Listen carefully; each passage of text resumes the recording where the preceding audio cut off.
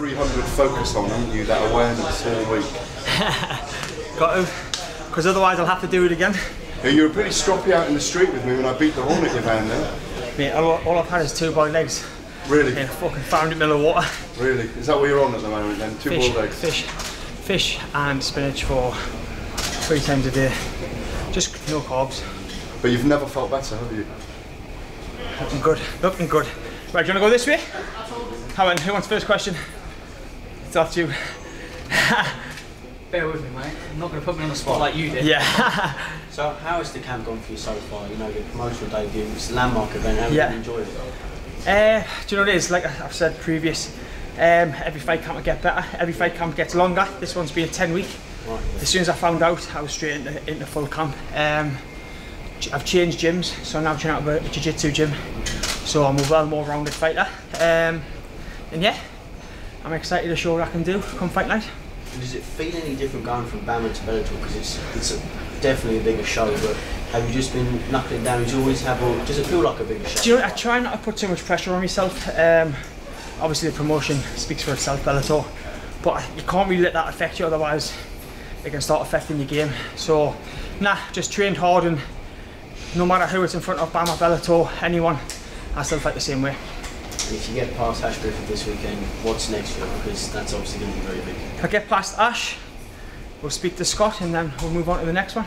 Next question then. Scott's theory is that if you get past Ash Griffiths, when and if you get past him, that you could headline in Britain again against the likes of Baby Slice. How do you feel about that? Do you know what it is? Like, that's what I'm chasing. Obviously, the bigger the shows, the better. I did call out Baby Slice in my last fight, so I've made one step closer to getting that fight by moving to Bellator.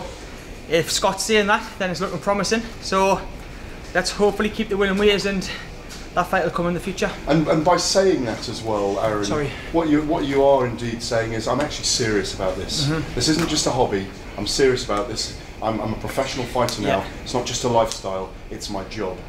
When I first took it up, it was more of a hobby. I thought, have 1 or 2 fights and then that's it, I'm going to leave. But I've left Geordie Shore now, so this is me all. I give everything. I live in Birmingham, away from my family, away from my girlfriend, away from my dog.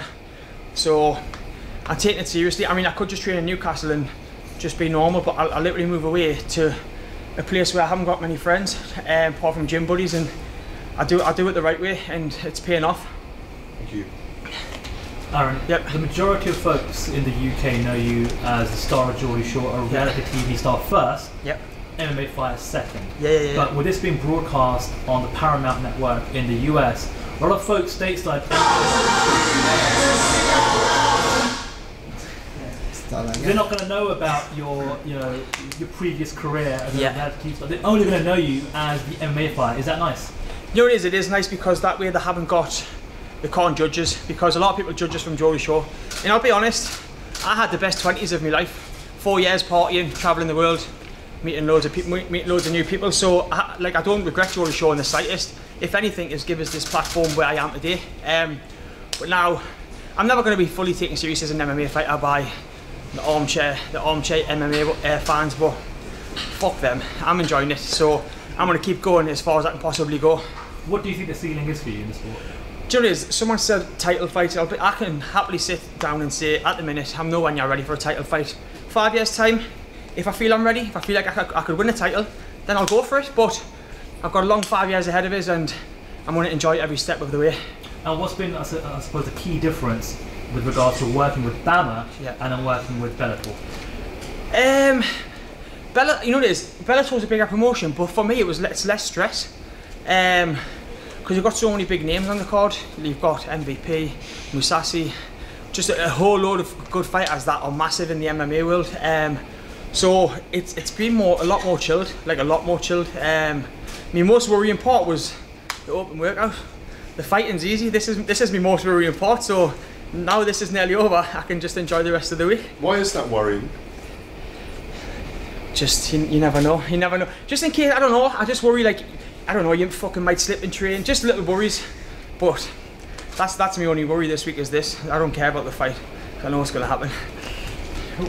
Another name along with Baby Slice that I heard you mention is CM Punk. Are you watching his fight with Mike Jackson closely to see how that happens? Do you know what it is? Obviously, CM Punk fought a year and a half ago, was it?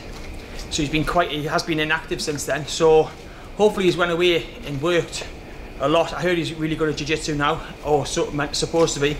You know, it's a fight I will be watching closely. It's a fight that I would like to have in the future as well. He's big in America, I'm big in Europe, so it's another one that makes sense. But yeah, do you know, I hope he comes through it. I hope he wins. And then that's another fight I can look forward to, or maybe look forward to in the future. And how did you rate his kicking game out of 10, Gareth? We got a little bit excited. Andy had socks on, so he nearly slipped, but he's doing well. I give him a 7. That's great, thank you very much. Next one. Do you want to go back? Yeah, we'll come back to mine. A lot of people view MMA stars as real life superheroes. So I'm asking every fighter, so I'm putting together a bit of an Avengers squad maybe. What would you say is your superhero attribute in MMA? Any superheroes are top professional shaggers? Is it or not? Deadpool. I haven't So seen you're the 800 man, are you? I'm gonna go. I'm gonna have to. Who Deadpool? Yeah. I'm not gonna say Deadpool, even though I haven't seen it. So what would you Is say? he a womanizer? A little bit. Don't know if you've seen the second film, but I'm gonna watch it later. there you go. But what would you say your best attribute is? So if you were to say, if someone was to ask you what your best... As in MMA or as a superhero? In MMA. Do you mean as in like me? Like Is it a fighter? Yeah. Is it power? Is it speed? I would say my hands. My hands, obviously they've been proven. But it's going to be nice to show everyone a well more rounded game coming like in the future, hopefully Friday. Because I think people think I haven't got a ground game and they're going to get a fucking shock.